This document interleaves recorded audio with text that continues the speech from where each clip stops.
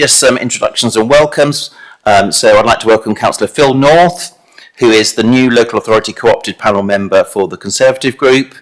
And we also have some apologies and substitutions. So we've got apologies from Councillor Kimberly Barrett from Portsmouth, and we've got Ian here deputising for her.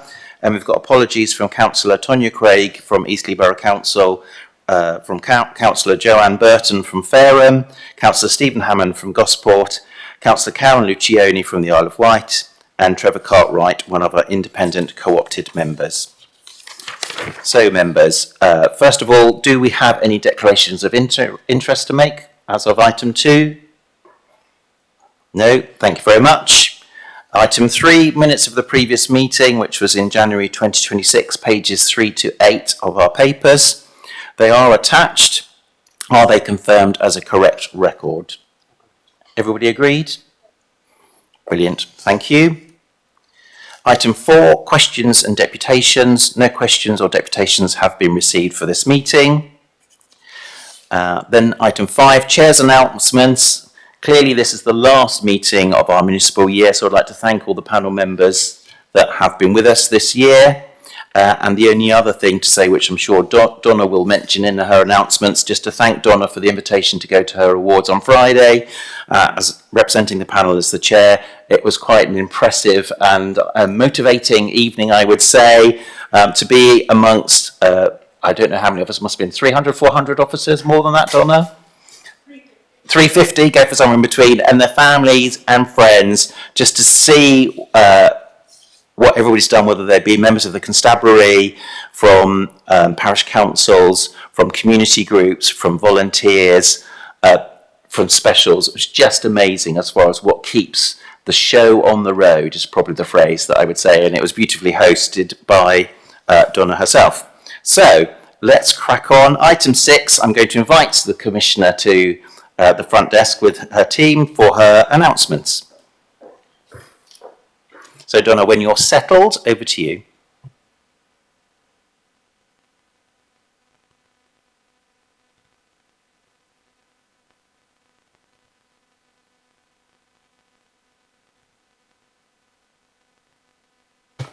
Good afternoon, panel. Nice to see you all, and it's good to be here.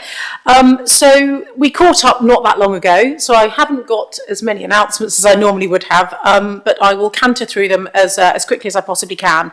So in early February, on one of my trips to the Isle of Wight, I was able to catch up with Vectus Radio and to update listeners on the number of police officers recruited, the 36 extra officers, thanks to the budget which you all supported at the end of January, the expansion of the local bobby scheme, which is now, just to remind you, at 114 posts, and the progress that I'm making on reopening police stations, particularly for the Isle of Wight, is Shanklin, which hasn't had a front counter for almost 10 years.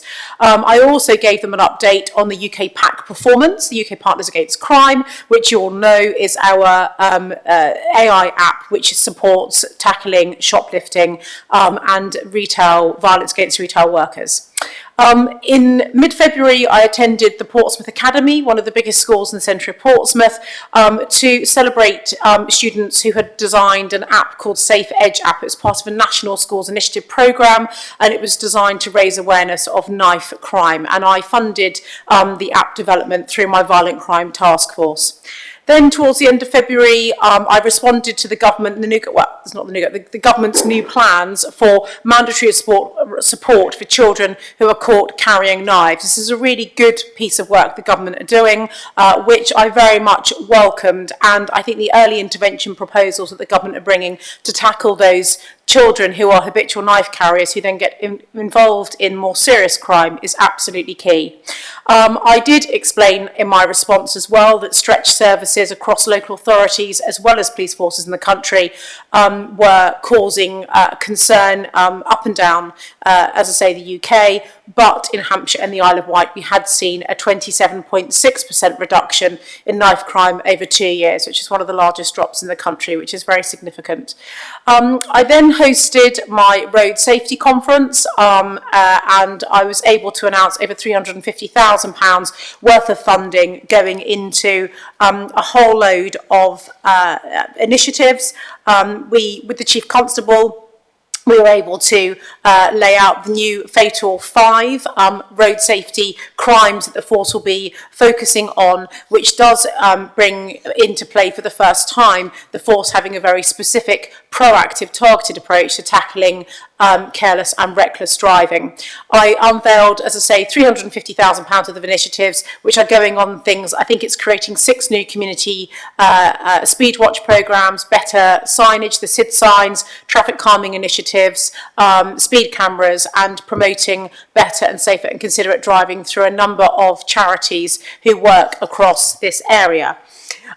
In terms of staying with road safety for a while, I revisited Silver Lake, the garage in the middle of the Meon Valley, who you will recall have the crushing contract, both for electric scooters and bikes, but also for cars that are used illegally. And we went and saw a very popular Nissan Silver car, which was seized. It's very, if you're into, say drag racing is the wrong word, but the donutting and the large scale illegal car meets that happen, this is one of the cars that was very specially modified. It was seized and crushed, and we were able to highlight that as the kind of consequences that happen if you break the law and you contravene road safety, then that is what happens. Your car will be seized and crushed. The roads policing unit, through the proactive work with Opchrome they've done, have been able to deal with 274 offences, which has led to 19 disqualifications over the last 12 months. I also attended my Youth Commission's recommendations conference, where I think it's over 7,000 young people have fed into the review, and they have decided, those that are under the age of 25 in Hampshire and the Isle of Wight who are engaged in the programme, that they want the focus for the year ahead for the Youth IAG and the Youth Commission to be focused on youth violence and how to make young people feel safer. So I'm pleased to be supporting the work that they will be undertaking in the year ahead. As part of the Portsmouth Business Week, I was delighted to speak on a panel at Amazon in Havant, very much focused on social value in policing and commissioning, and how we can highlight social value and the economic and environmental benefits that are embedded across police forces through their commissioning into the local community, and how we can work together through those supply chains. I was horrified by the offences that followed the conviction of funeral directors from Gosport at the Elkin and Bell Funeral Parlour. This is one of 3 cases that is leading, we're hoping, to some national change for urgent new legislation and regulation being brought in. And I'm pleased to be working with Caroline Dinage, the MP for Gosport, whose constituency these particular crimes fell in. But this is about the misuse of people once they have passed away and the terrible conditions in which they were kept. But we are waiting with the families, affected families, and anyone else who is affected is able to apply through my office to attend a meeting that Caroline and I are holding on Friday in Gosport at 5 p.m. Moving on, I attended the University of Portsmouth's Policing Futures Conference, and I was delighted to open the conference and to be able to talk about the importance of collaboration between policing and academia. Particularly, this conference was focusing on the vulnerabilities and harm in the digital age, which we know is a real cause of concern for law enforcement agencies the world over. Into the end of February, I was able to, and I was, thanks to the support of your support of my budget, I was able to announce the £2 million Innovation Fund. And this really is about me being able to, as Police and Crime Commissioner, working with the Chief Constable and Chief Officers, invest in technology, apps and other pieces of IT that will free up police time, cut bureaucracy and strengthen the frontline delivery. So very much, I think we will be looking here around things that work out in communities in terms of AI, perhaps on CCTV, but also particularly around helping detectives to speed up investigations and to do some of that quite bureaucratic work that they have to do to get a case match fit, ready to go for a charging decision and or then on to court. I was able to host my Rural Crime Conference, and at the Rural Crime Conference, which I hosted with Assistant Chief Constable Tara McGovern, we were able to launch the Eyes On app, which is a new AI-supported rural crime app designed to help rural communities report incidents quickly and securely. And this is a tool that will improve intelligence sharing and support action against organised crime gangs that are particularly tackling or exploiting the vulnerability of farms, businesses and domestic properties in and around those more vulnerable rural communities. And this is drawing on the success of UK PAC, so it's been developed on the same basis. As I say, it's an AI platform, and what we have seen from UK PAC and that app is that we have had over 40 years worth of jail time issued in the 10 months that UK PAC has been operating across Hampshire and the Isle of Wight. We're the first police force in the country to roll out UK PAC to tackle shoplifting, and also the first police force in the country to roll out Eyes On, which is this, as I say, intelligence sharing AI-led app to tackle rural crime. Into March, as I say, I hosted the Road Policing Conference, which I'm so grateful to councillors from across the county, both parish, town, district, borough and county councillors who were able to attend. I then moved on to the HANSA, the Hampshire Search and Rescue charity. I was very pleased to attend their AGM last week and to be able to award them with a £5,000 grant towards the extraordinary work that they do to help search and rescue organisations, search and rescue operations, which is vital to assisting the police and to speed up finding some of the most vulnerable people when they go missing. As you've just said, Chair, I was very pleased to have you at my Police and Crime Awards last Friday, and thank you so much for being one of the 7 people who presented an award. It was great to have you there, and it really is an indication of partnership. Last 4 things from me. Police reform continues. I spoke to you last time about the police reform white paper that had been announced in January. I've now attended several briefings, including a meeting with the Home Office, to work through the police reform implications, and I've been particularly looking at the governance side of it on the board that I'm sitting on. Lord Bernard Hogan-Howe, former Commissioner of the Met, you will recall, was also announced 2 weeks ago as the person being appointed by the Home Secretary to lead a piece of work to look at police force mergers and how, as part of the police reform work, this 6-month independent review that's being led around how forces could merge in order to save money, to put more money back into frontline policing. I've also been supporting the Chief Fire Officer with a plight that Chief Fire Officers Council nationally are pushing for Chief Fire Officers to have operational independence. This is very much done with the support of the police of the Hampshire and Isle of Wight Fire and Rescue Authority, but this is really much more as a part of the English Devolution Bill, and as and when Chief Fire Officers and the fire governance boards go, and the powers then in our area would transfer under a mayor. What the Chief Fire Officers are calling for, as I'm sure many of you are aware, is to have operational independence the same as the Chief Constable has. And I have to say that I very much support Chief Fire Officers having operational independence. I don't think anybody in this room, unless anyone is a previous firefighter, is qualified to be able to give direction to a Chief Fire Officer about no, take 4, 4 trucks and not 2, or take an aerial ladder platform or not. That's not our jobs, and they are paid considerably more money than we are, for good reason, because they're carrying that risk. So I think it is right that that is formally recognised in law. And so I'm working with colleagues cross-party across the House of Lords, trying to support the Chief Fire Council in what they are aiming for, and also doing that with other police and crime commissioners across the country. And finally, we saw the announcement by the Lord Chancellor David Lammy around jury trials and the ending of jury trials for cases of people that would be going to prison for up to 3 years.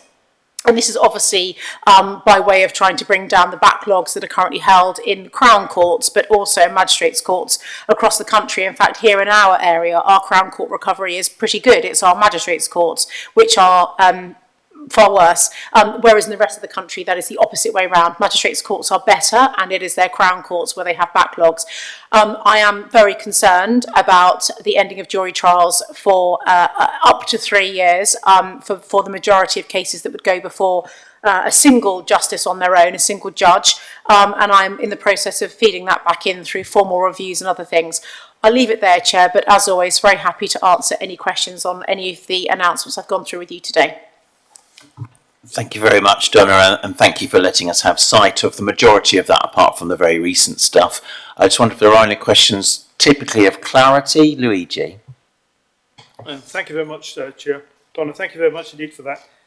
My question really follows on from one of the announcements you made about the Youth Commission looking at youth violence this year and the focus. My question was, how are you? I mean, I presume you started thinking about it. How are you going to support that and maybe operationalise it and working with various local partners? Thank you. Yes, it's a really key piece of work, because actually some of the most at-risk people in our communities are those 15 to 25-year-olds, particularly young males, habitual knife carriers, people who are involved in drug taking and drug exploitation of others as well. So I think I'm really pleased that the Youth Commission have decided to focus on youth violence for the year ahead.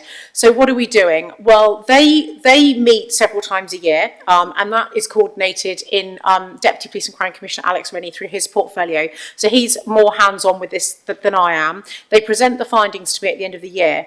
Beyond that, what are we doing as an organisation? Well, both police and me, I've still invested in the Violent Crime Task Force. That comes from the £2.1 million worth of ring-fence money that comes into me as Police and Crime Commissioner for the Violent Reduction Unit. So I decided 4 years ago to create 10 very specialist VCT, Violent Crime Task Force police officers, 3 for Southampton, 3 for Portsmouth, 1 for the Isle of Wight, and 1 covering predominantly the north of the county, but for the rest of Hampshire. And that is really to reflect the crime levels that we have in the cities particularly, which is where the most at-risk categories and crime hotspots as defined by the Home Office are. I'm investing in education programmes to go into the schools. We're running focused deterrents. We first ran our big focused deterrent in Southampton. We've done one in Portsmouth. One has just been rolled out in Lee Park. One is going on in Gosport, which Councillor Minahan will be aware of. And I'm pretty sure that the next one is going to be in the north, well, it will be in the north of the county. So those focused deterrents mean bringing health partners, councils, children's services, Director of Children's Services, the Youth Justice Boards, the new Young Futures panels, police, and it really is the police pulling together with the Youth Justice Boards, probation for kids, the most at-risk people. So what I've said to the Violent Crime Task Force is, I want you to be looking at the 10 most criminalised young people in the area that you're working, Portsmouth, Southampton, Basingstoke, wherever it may be. And rather than trying to be everything to everyone, specifically look at those 10 young people. Let's work with the social worker. Let's work with the foster parents. Let's work with what is going on. And you'll recall that I funded through the King's Trust these programmes that I've been running, which is called Pathway to Construction, where we're taking the most criminalised young people in each area. It can be very tricky doing that because several of them, you cannot put them on the same cohort together because they are literally from rival gangs and they would not be safe together. So through the youth justice teams and the police, they have to handpick who goes on what course. We have to look at where the courses are held because, again, if you put them in one community over another, people won't go into one area without their crew, without their gang, because they will feel very vulnerable and exposed. We have to try and find neutral locations. They get mentored through the work I'm paying for through the King's Trust. They do their SCS card, they do their health and safety certificates. So then we get them interviews after that to work with scaffolders on building sites, etc. So we're really trying to give them an alternative to crime because for so many of them, you know, they can themselves and their families become dependent on the income they're raising through their criminal activity. So it's about replacing it with a lawful way of earning money, moving them away from the cohort, surrounding them with often positive male role models to really break this cycle. It's been incredibly impactful. I think about 50 or 60 young people have been through it so far with a great success. Over 60, I think it's either 69 or 70% success rate of reduction in reoffending, which is incredible when you look at the risk around this cohort. Most of them have been in and out of Feltham already by the age of sort of 18, 19 that they're coming onto these courses. And some of them will need to do it more than once because it's really tricky with them. They've got complex mental health issues and other things going on. But I hope that answers your question, that there is an awful lot of wraparound behind the scenes. Thank you. Alan. Thank you, Chair. I was interested in your comment about the build-up of cases in Hampshire. And as a magistrate, what I've observed in Hampshire is that there is a dearth of legal advisors. And as a result, we have courts sitting there empty for 4 out of 5 days. We have magistrates leaving because they can't get sittings. And we've been on a 2-year recovery programme, but they seem to be hamstrung by pay rates and central government direction. And I wonder if, I'm not sure you can solve this one, Donna, but is there anything you can do to try to help the justice system? Councillor Oliver, you are on the money. That is exactly, and actually it's money that's the issue here as well. So I am completely with you, having been a magistrate for 16 years as well, and it's really, really sad what's going on across our region. And I have met with John Ward, who you'll know, and with his boss too, and I've been through this at length with the South East and South West and what's going on, and you're quite right. And in fact, I did something, I've written 2 or 3 letters. I raised this with the current and former, no I haven't, not the current, I raised it with the former Lord Chancellor Shabana Mahmood and the Lord Chancellor, the previous Conservative Lord Chancellor before Shabana Mahmood as well, to explain what the issue is. I've also written to Lord Timpson, as Prison and Probation's Minister, who has responsibility for HMCTS, and in fact I wrote another letter about 3 weeks ago about this. But you're absolutely right. It is the differential in pay between the Crown Prosecution Service, junior lawyers, and the legal advisors. So when they come out of court, studying from university, and they then go and work for HMCTS, they get their 2 years experience, and it takes 2 years, as you know, to fully train them as a legal advisor. And then straight away, they can go and work for the Crown Prosecution Service and get paid £10,000 more. And that is a junior prosecutor. And it is that pay differential, which is why they are hemorrhaging qualified, good legal advisors from one part of the public sector in HMCTS to the Crown Prosecution Service. And really, John and Sandy, his boss, made this very impassioned case to me to say, if you want to help us, that is the best way. We need to stop this pay differential, because that's why they're jumping ship. Probably a lot of them would rather be a legal advisor, actually, than take the responsibility of being a prosecutor. But it is that pay and their pension and everything else that goes with it. So, I mean, I can't really blame the CPS for that. They're doing their job. They're recruiting as you would expect them to. But it is, you're absolutely right. We've got 5 courthouses across Hampshire and the Isle of Wight, and every single day, on average, 3 courtrooms are sitting per courthouse in the magistrates' courts, whereas you actually have 8 courtrooms. We could be getting the backlog down. And in fact, I'm going to post something on my social media in the next couple of days that I did, a piece that I did last week with ITV, where I was talking about this, and I made this exact point, that the best way to get rid of the backlogs is not to take away the independence of our jury and that part of our judicial system. It would actually be to get the court sitting 6 days a week, actually not starting at 10, starting at 8:30, 9 o'clock, sitting for more hours. And as you and I both know, the reason that the gap court work has gone down is because people are chancing their arm. That's the guilty at plea court. Is because people are chancing their arm at thinking, well, I'll wait 2.5 years, and hopefully my witness in my case will have given up and will have forgotten it anyway. So there you go. So you're absolutely right, and I am lobbying and doing what I can on that front. Brilliant. Thank you very much. Leslie. Thank you, Chair. Thank you for your report, Di. I'm vape shops. The town centre in Goswell once again was raided this weekend. It must be the 7th or 8th time it's been raided. It will reopen in an hour's time, fully stocked. So, and we're all aware of the Glasgow train station fire, which apparently is caused by lithium batteries in a vape shop. And we also know that this is just HMRC breaches, so it's very difficult to close them unless there's a concern about public health or linked to antisocial behaviour. We know that very often these are fronts for serious and organised crime, modern day slavery, etc. And they're just flagrantly breaking the rules. So my question, or actually my appeal to you, is if we can somehow look at the current regulations for these serious and organised crime gangs who just take the mickey and they're hiding in plain sight, to change the rules for actually closing these premises down, because they are everywhere, and I can't tell you how many vape shops there are in Gosport now. Thank you. Yes, well, they are a significant issue, and as you say, so often a front for other things, including selling counterfeit goods. There is a big trend at the moment, which we've been briefed by the National Crime Agency and our regional organised crime units, that actually vape shops are a front for not just drugs, but also if you go in and ask and say a certain code word, up the back or, you know, down from the loft comes Air Jordans, a whole load of, you know, sports equipment. It's become a real thing again, this knockoff counterfeit high-end sports clothing. You know, some of these trainers are £400-500 each. Some of these clothing, apparel, you know, tracksuits are sort of £200-300 each. And so there's a lot of money to be made in the counterfeit. So that's actually something that also the vape shops are a front for too, which hasn't been such a thing in this country in the last 15-20 years. Most you'd go abroad to get counterfeit goods like that. Actually, it's a real money spinner now in the UK again. There is a lot of work going on. It's mostly being led through the Regional Organised Crime Unit. They will then pass more lower things down to the Serious Organised Crime Unit in Hampshire and the Isle of Wight Constabulary, who will then use the local policing teams for that end enforcement action when it is needed.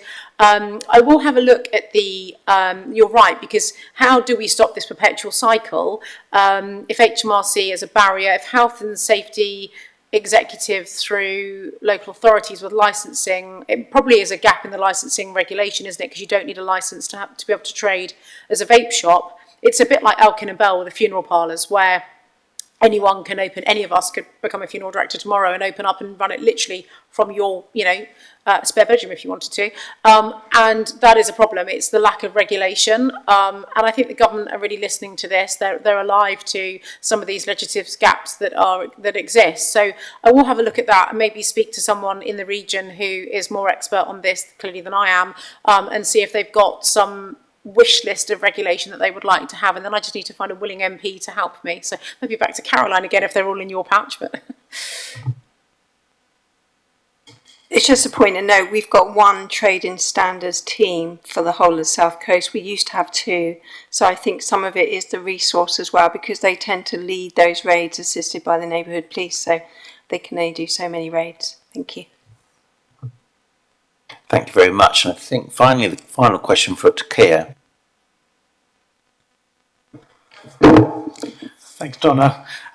You mentioned you spoke about the innovation fund, about the 2 million with Portsmouth, and I think it's really brilliant because technologies, you mentioned the apps in your article and other stuff, I think really important, especially to tap into young people who can report, and when there's violence against women and girls, you know, apps and stuff really help. How can Southampton work with the police and become a pilot area, as well as you mentioned about Portsmouth in there? So how can Southampton get involved? Because we really like to get involved with the pilot on that.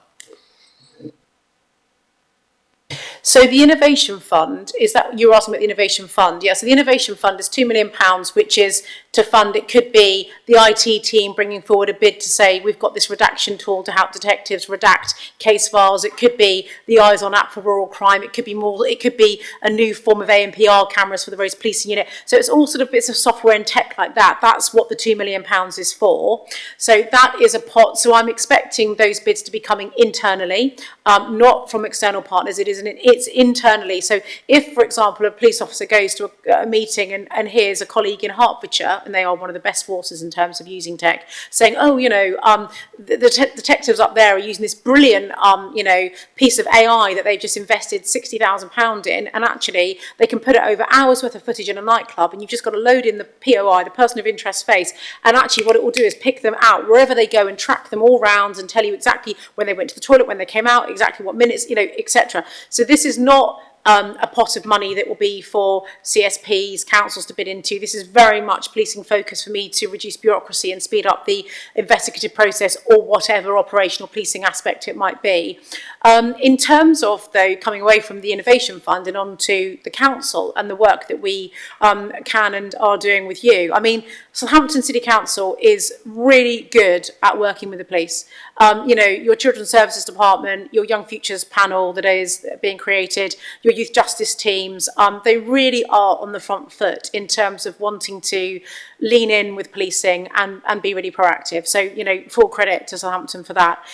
In terms of your nighttime economy, the risks that you have in the city centre, with, you know, the number of females that you have in the city centre because of 2 universities and not 1, of course, increases risk.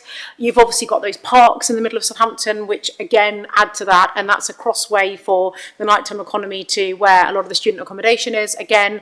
And I think those are the things which we're all very alive to.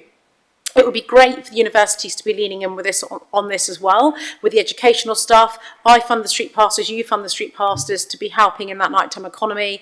I think the educational and awareness work that we've done jointly with the door staff through the CIA training they do, and the fact that we've got specialist police officers and door staff that will now direct men particularly away from the nighttime economy when they're turning up sober at 2 a.m, waiting for young females to come out of nightclubs, perhaps on their own and intoxicated or whatever. And so there's an awful lot of work that's been done there from an educational perspective, and the street pastors in Southampton have been particularly effective at that. Other things that we can do with you, well, I think it's probably going to be, for me, then I'd be, you know, we are moving into the prevention space now around spotting those families that have issues much younger, on the pathway up to, not waiting until someone is a very criminalised 15, 16, 17-year-old, but spotting signs much younger. That's slightly out of my remit, clearly, because they become my remit much more when they are then arrested or they're under suspicion of, as opposed to that long-term prevention. Because with so many of these kids, when you're speaking to school teachers, they will say to you, you can spot at a young age those that are likely to end up in very violent, abusive girls, very violent, abusive relationships, be pregnant quite young because of vulnerabilities, or young men who are more likely than others to get arrested and get in trouble with the police and perhaps end up in prison. And if we can see that as in primary age children, why we need to be doing something about it, because there is a saying in policing that we fail them as children and we lock them up as adults. So for me, I would love to be working on a piece of work with you around how we look at that much, much longer prevention piece from much earlier, so that we don't end up then back-ending it with a whole lot of public money being spent over here when we could have done some more this side. That is ultimately big government stuff, right? Because it's about where you fund and how you prioritise. But if I was making a case to the government, I would be very much saying that stuff. Brilliant, thank you very much. I've missed Christine. I think you wanted to make a comment rather than a I just wanted to come back on the vape situation. So I am aware the government certainly sent out my licensing team a huge email and questionnaire about 2 months ago, which my licensing manager spent ages in replying and actually agreeing that the vapes should move from trading standards to licensing. So I know they are looking into it at the moment. And Rushmore were very much on, you know, the yes, we want to take this. So it is something that's being looked at. Lovely, thank you very much. Let's move on to item 7, which is the Police and Crime Commissioner's Police and Crime Plan Performance and Delivery Update, which is on pages 9 to 24 of our pack. We're going to look at 2 areas today, the estate strategy and public engagement. We can be joined by Mike and Karen. I'm not sure whether you're getting them in order, Donna, to join you or together? Yes, please, if Karen and Mike can come and join me, that would be great. Thank you very much indeed. I think we're starting with the Estates Chair, if that's okay with you.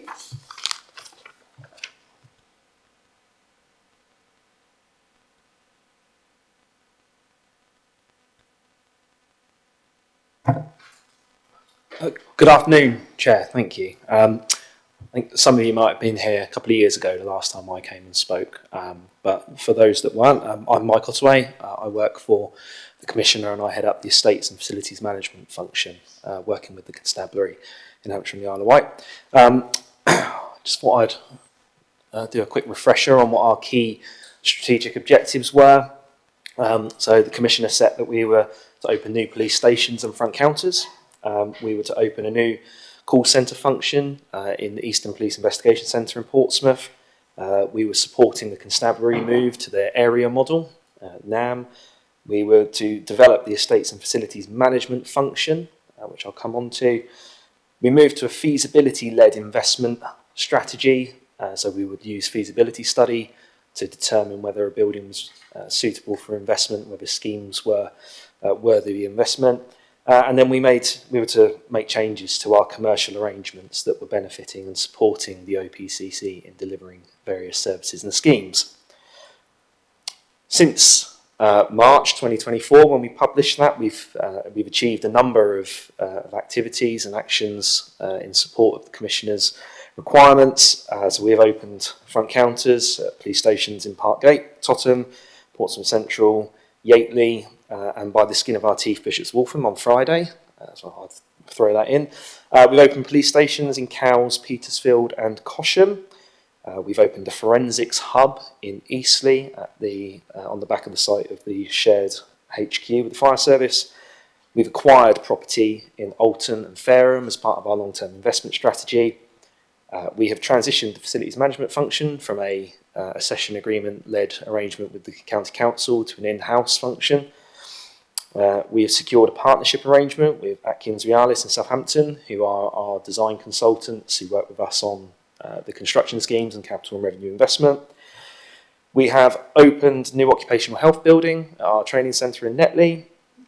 We've finally disposed of the redundant police station in Hythe in conjunction with Hampshire County Council, where we sold the site with the surrounding land as a marriage value. We implemented a new term maintenance agreement with Waits Property Services, which is our hard services provider. We've implementation of a new CAFM, which is a computer-aided facilities management system, something that the OPCC didn't previously have. We've done that jointly with the Fire and Rescue Service, where we work together to deliver a service across platforms. And then we've significantly developed our working processes and relationships with the constabulary so that we are working hand in glove with them to meet the Commissioner's needs, but also to then take account of what the Chief Constable needs for us to be able to support the force. It's quite a bit that we've done since then, but we've got some other things coming up. So we've got new police stations and front counters planned in Eastleigh and Alton.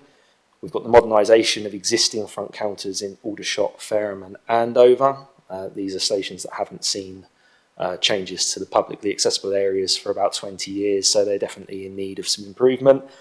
We've got a significant investment programme supported by the Commissioner set up, and that's delivering schemes specifically around improving staff and officer welfare facilities. So we have a large programme of real basic improvements, putting new toilets, showers, locker rooms, changing areas, just making spaces for officers and staff to be able to do their job better from and give them a better environment to base themselves out of.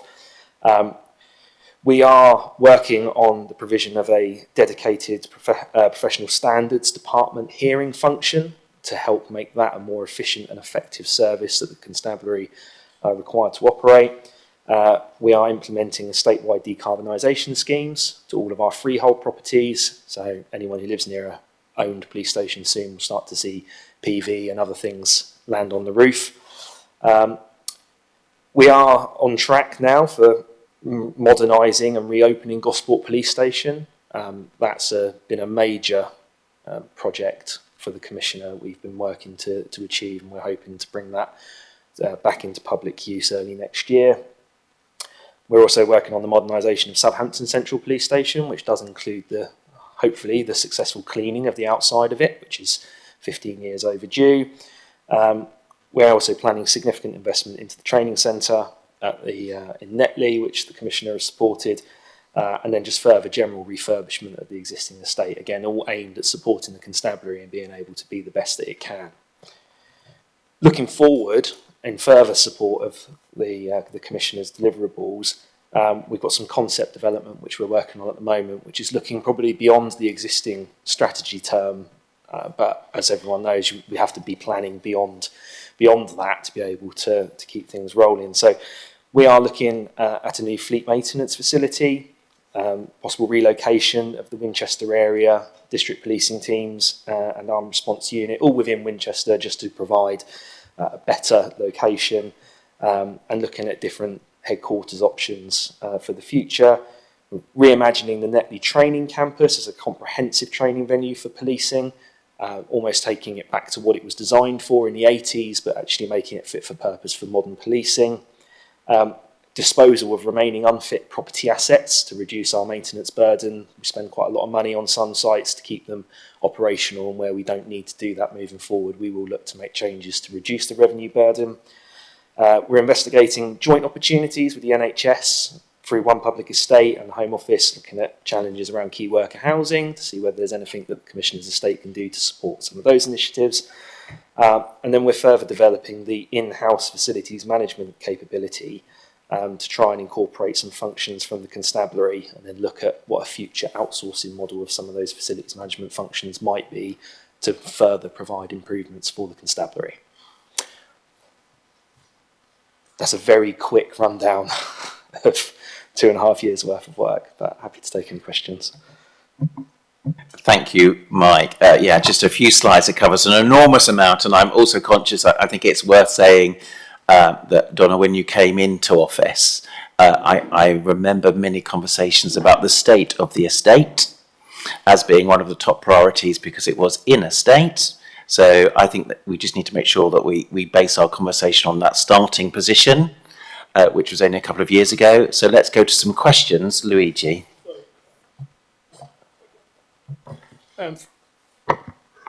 Thank you very much indeed for that. One of the concept developments is this whole issue of feasibility-led investment. I mean, how's that progressing? And my question also is, what were you doing before?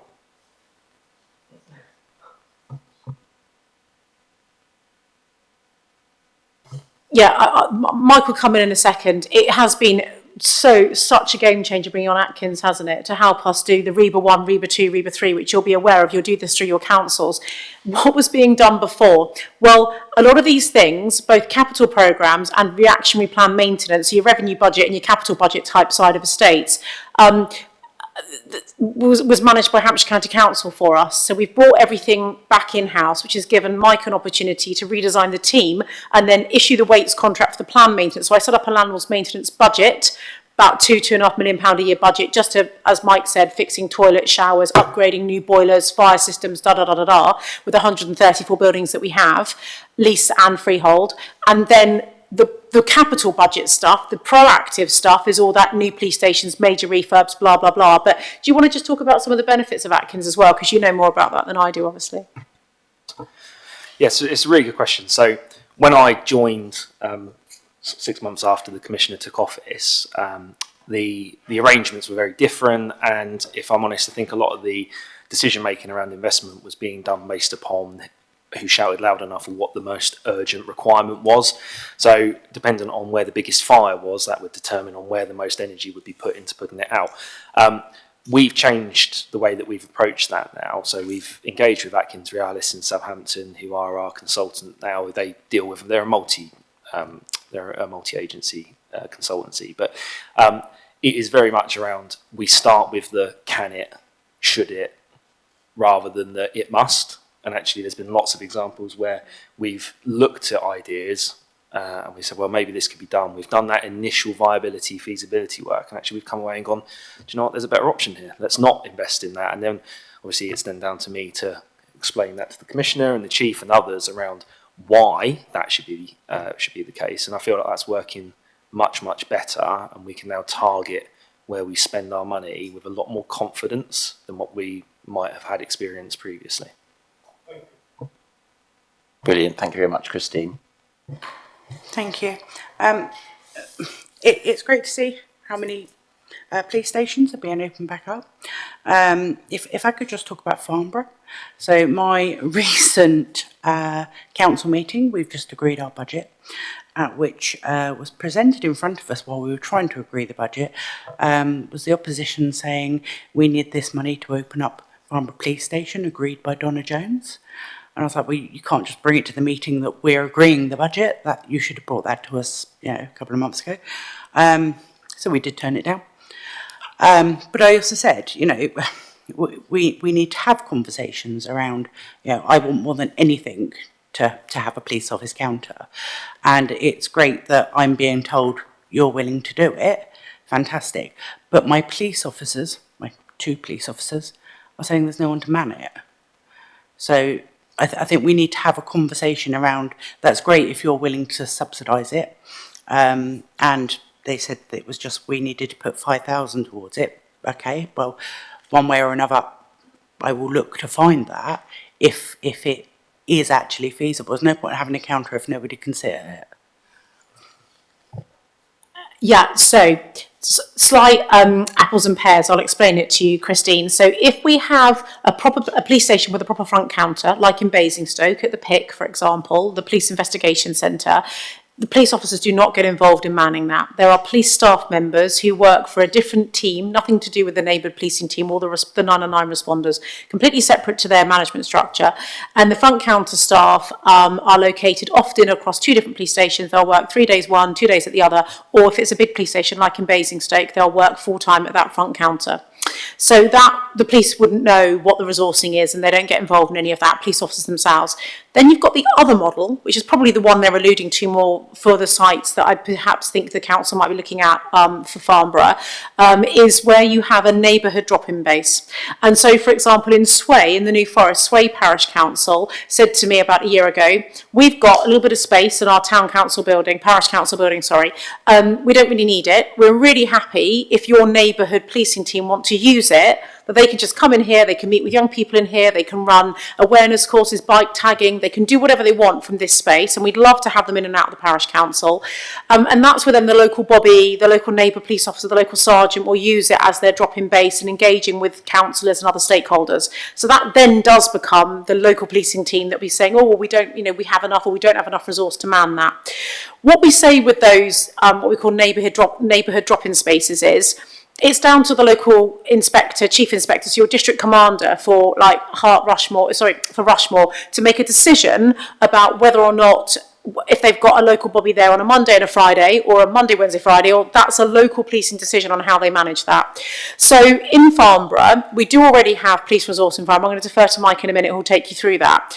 But there has been this ongoing thing about, there was a site offered to me in the shopping centre in Farnborough about 18 months, 2 years ago. And the point is I said to them, look, one, it absolutely does not fit the criteria of a police station, so it can't be a proper front counter where you would come in to carry out interviews, detectives would work from there, etc. We can't put police security and IT in there and tasers in there and all of this. It's not big enough to be a proper police station. If we had it as a neighbourhood drop-in space, it could be used for that, but don't expect it to be open every day, because I don't want people sat in a shopping centre. I want them out walking the beat. So it really is that sort of like room in a community centre type model. It probably works the best because there's other things, yoga classes, kids doing judo, whatever, like people are coming and going all the time. It works quite well. This has been kicked around quite a bit in that area. I'm very happy to work with you and the council officers on provision if the council has got somewhere you'd like us to consider, or one of your parishes. I don't think you've got as many parishes up in your patch, but if you had that sort of model, some parts of Hampshire are very parish, others aren't. But I'll just defer to Mike, who can just take us through Farnborough and the provision that we have up there. Sure. So Farnborough, the local neighbourhoods team are actually based in the council offices on the first floor. I think someone will have a hard time trying to reopen Farnborough Police Station because I think it's been demolished. So I don't think that was ever going to happen. Yeah.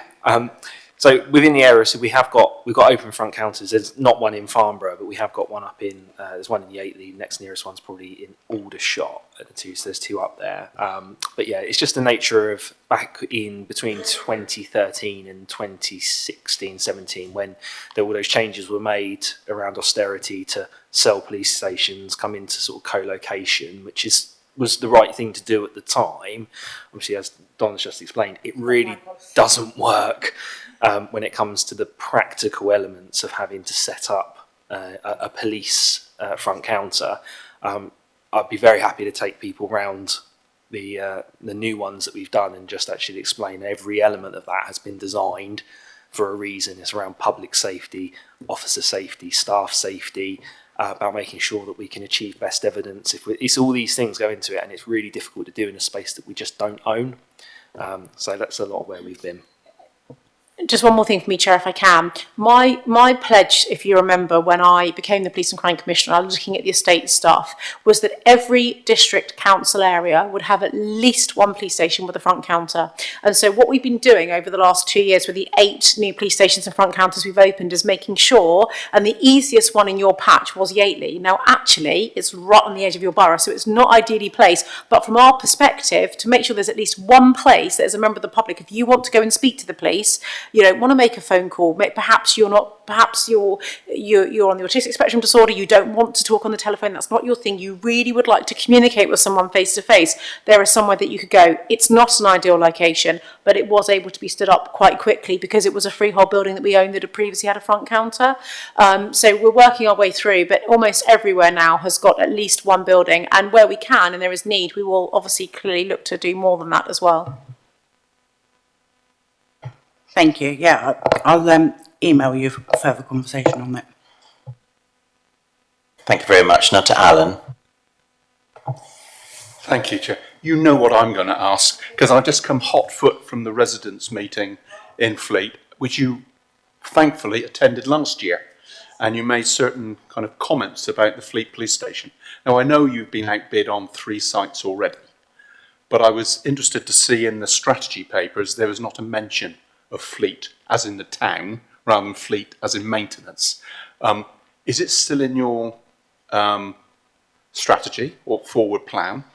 And if not, would you be amenable to taking up the offer from the council to have a front counter where the police officers are currently located, which is not on the high street, but is very close to it?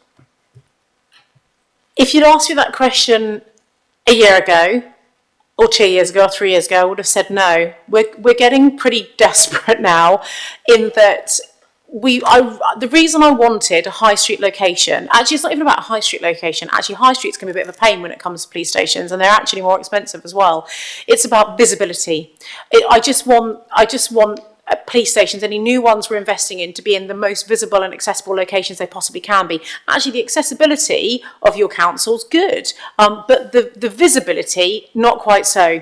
And so, we, as you know, NatWest, Clinton Cards, I mean, Mike can go through the various banks over the last 18 months to years that have come up on the high street that we've tried to bid in for. In fact, we did have the lady that runs the shopping centre, her name escapes me now, who I've met several times, who did offer me a site again within that, but it's a bit like your Farnborough situation, it just wasn't going to work because you can't really see it. And also for the police to get to their cars, they need the cars to be visible, they need people to see them, otherwise they get vandalised, they need their response time to run from a shop unit inside a shopping centre out to a car, it's just not good enough, it doesn't work. So yeah, we are Fleet, the ones that we've got on here are the ones that we know that we're moving forward with because we're pursuing sites at the moment. We've got several others, including Fleet, where they are absolutely on our list of if a site came up, and Mike has got several agents engaged who are actively searching for us. Yourself, Steve Forster, I constantly have things sent through from councillors and just interested members of the public that say, how about this one, how about that one? So in terms of conversations with the council, we could look at the existing site. I'd probably be more interested in having a conversation with the council about other freehold sites or long leases that you own around the borough that maybe you don't need anymore, or leases that might be coming up where you've got tenants in them, where we might be able to have a look at those. That's what we've been doing with Basingstoke, with the chief exec there. Kate's been and met with the chief exec, and Mike and Kate went and met with the chief exec, Russell, in the last couple of months, just to pursue making sure that we're keeping on top of any other options that do come up for Basingstoke town centre as well. So it is on our radar, Alan, I promise you. Thank you for that. We don't have a lot of property in the borough on long leases. That was sold off by a certain administration to keep the tax level down about 40 years ago. But I'll take that message back. And we'll see. Thank you. Brilliant. Philip, next. Thank you, Chairman. Mike, thank you. That was a really insightful presentation, really helpful. It's good to see the progress with unravelling 10 years of pre-Donna. So some brilliant progress. I just have one question. On your concept development slide, bullet point 3, My question is really where we want to reduce the financial burden. Are any of these buildings, if they're identified already, providing public-facing services? And if they are, how are we planning on communicating any changes to the public? Thank you. The ones that we're selling are already closed. Bitton, Fratton, and that's it. Yeah, so Fratton Police Station is the one that Mike was talking about with the one public estate with Houth, which is potentially key worker housing, working with the City Council. We've really struggled to sell Fratton Police Station. It's a very, very large site at the bottom of the M275 in Portsmouth because of the land, not the land value, because of the residential unit price resale there. It just doesn't warrant the investment for the knockdown, the rebuild and everything that would need to go into that site because the 1 and 2 bed flat market there is low. So key worker for the NHS would be ideal. So we're working, Mike is doing a really good piece of work on that one. And the other one in Bitton, for those of you that know the Southampton area well, Bitton Police Station was closed many, many years ago. I opened what we call a response and patrol base 3 years ago? 2.5 years ago. It's called Little Bitton, and that is a lease that we've taken from Sainsbury's, who owned the freehold on it, whilst we worked out what we were going to do with Big Bitton, and essentially Mike has been making the case to me eloquently, and I've eventually agreed that we are about to demolish Bitton Police Station. The contracts have been signed, and we are looking at the alternative use of the site. And then we had all this like scratching of heads for the last year about custody, whether or not we try and put custody back in there or not. There's a major refurb programme called Op Burnham on Southampton Central. It's the largest single capital programme that we have being worked on at the moment. The REBA 1, the REBA 2, REBA 3, we're now moving into REBA, fully costed REBA 4, which Atkins are leading for us. I mean, we're talking like millions of pounds, that programme, because that police station was built not very well 14 years ago. Lots of corners were cut, and it now needs a 30 to 40 year major refit 14 years in. So it's one of the gifts that we inherited when Mike and I took on our roles, and it is causing lots of concern. But of course, the big thing about Southampton Central Police Station, the PIC in Southampton, is the custody. It's, you know, Portsmouth and Southampton have got the 2 largest custody suites that we have, and then Basingstoke is just slightly 2 cells smaller. So closing Southampton custody has a major operational impact if policing from the west of the county, Romsey, Test Valley, the New Forest and Southampton have to then drive over to Portsmouth or up to Basingstoke to drop off prisoners. There is a chance that arrest rates could go down, and response times would also go down because they're taking longer to travel an hour to and from to drop people off. So there's a whole piece of work that's going on about that. We looked at Bitton Police Station as to whether or not Bitton could be knocked down and rebuilt with new custody before we started Op Burnham. That's now not going to be feasible. We're standing up another custody suite somewhere else in the county, in Waterlooville, because that is pretty good nick, excuse the pun. So Mike is saying that is where we need to be going. I've spoken to the Chief about it, and we are moving forward with that. So that will be backup custody, and it will only be for how long, Mike? For Op Burnham, about a month maybe, that custody will have to be completely closed when we do this major refit. The whole programme is over a year for the police station in Southampton, but that part of custody closed for a month, and then the police can start taking back to Southampton again. And we also then need to think at the time of year that we're doing it, because of course the summertime is very, very busy. We've just come out of a fairly quiet, there's never a quiet period in policing, but you know, a quieter period in terms of arrest rates. So there is an awful lot that's going on. It's kind of moving parts, and Bitton has been a part of that, Mike, hasn't it? And that's what really led to the delay in whether or not to demolish that site or not. I'm old school, demolishing bricks and mortar never feels a sensible thing to me, but actually, do you want to just talk about the state of that building and what you think? Yeah, so we've looked at Bitton so many times, it's unreal how many times we've looked at it, but the site is a weird shape, which makes it quite difficult to build on, and whilst it's really well positioned from a road network perspective, there's no access onto the main road, so you are landlocked effectively by the adjoining houses and the junction. The building itself is really suffering from the fact that we've not been in there since 2016. It's just a concrete shell effectively. We looked at various options around whether or not you could do something internally with it, but because of when it was built, it's all structural internally, so you can't easily change it and make it into something that suits policing today. Obviously things have changed since it was built 50 odd years ago. You then got just hard standing issues the vans are longer than they were previously. So you take a Sprinter in there, you probably won't get anything else out. There's all these sorts of challenges that we've come with. Obviously, those who see it frequently will know that there's been various levels of fencing erected to try and stop some of the local troublemakers from getting in there. We've spent quite a bit of money on keeping them out and then trying to keep it safe. And obviously, the more the building deteriorates, the harder that gets. So we're putting revenue into trying to sort of protect people now rather than protecting the building. So, yeah, as Donna says, I have lobbied consistently and persistently to have it demolished, but we will demolish and secure it, and then we're just going to retain that land, because we know we'll never be able to buy that land ever again in Southampton. It's far too densely populated. So we're not seeking to dispose of it, but definitely reduce our liability. Thank you very much. Now going to John.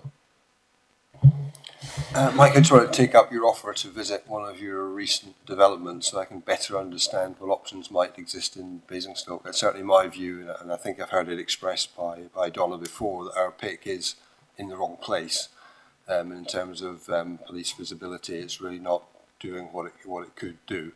And as I say, I would like to understand a lot more about what a good development looks like, so I can assist in the process of trying to find an alternative. One quick question: any disposal of assets planned in Basingstoke and Dean? No. Thank you. No, we've got the pick and we lease from the council in Parklands, which is over the way. And actually, I'd love to buy that building. I'm still working on Basingstoke if they'd like to sell it to me. That would be great.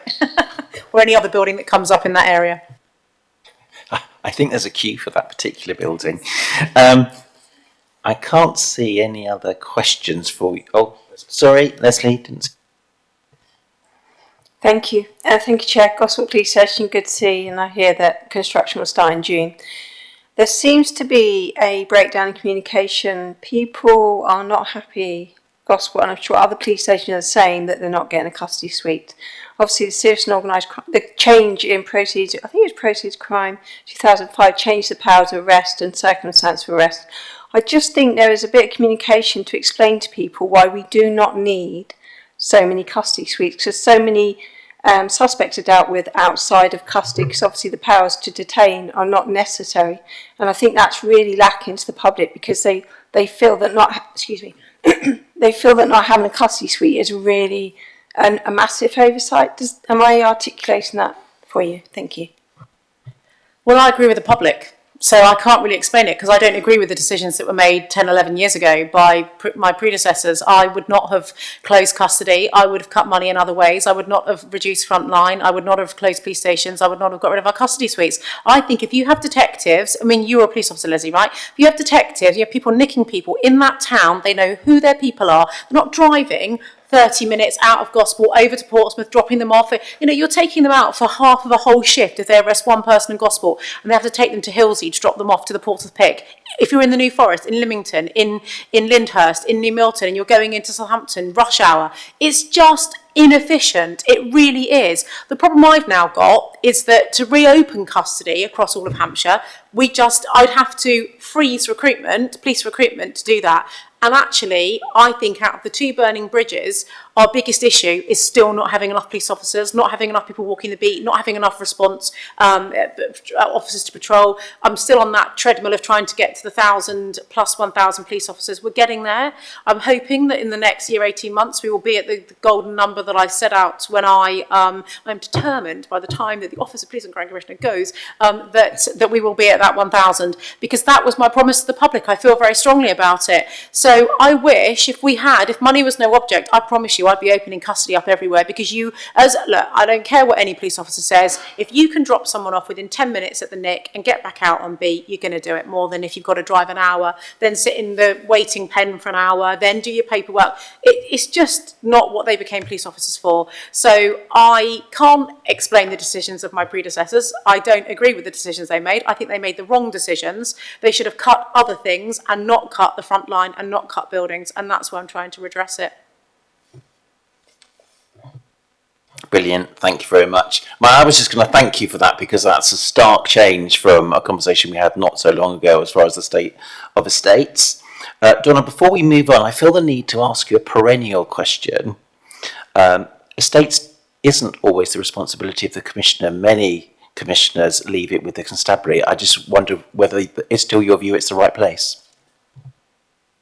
Yes, absolutely. I'm much better at managing money than the police officers are. And some of the commercial decisions that we have and contracts that we've inherited have perhaps not been the way that I would have done it coming from a banking background, and Mike as a career estates professional would do it. And I think that the commercial oversight that we give, I have an estates board that I chair every month. I catch up with the estates. Mike's got six project managers and 2 juniors working under him now, under his capital, his proactive side. So we've really built up that. We brought the team, as Mike said, we chippied them back in April last year from the county council so that we were able to have it all much closer to what we're doing. We've got our own surveyor that's doing all of our contract renewals for us and our lease negotiations. We are so much more intelligent now as a organisation. The police would never get, I don't think they would get under the skin of what we're doing, because also they stay in a job for 18 months, 2 years, and then move into a different role. What you get with me is the continuity, and clearly with you as the professional. Thank you, Donna. I'm reminded that sitting on the fence is not a position you're very comfortable on. So thank you very much. That's very helpful. Thank you very much. I didn't see any other questions, so let's move on to the second part, which is public engagement, and over to Karen.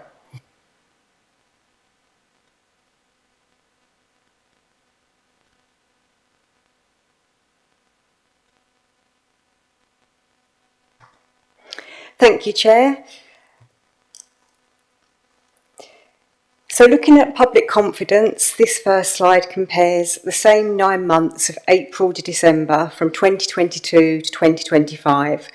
It focuses on the volume of 999 and 101 calls made to the Police Contact Management Centre, and also the time it took for them to answer those calls. It also shows the number of calls which were abandoned and the number of reports which were made online.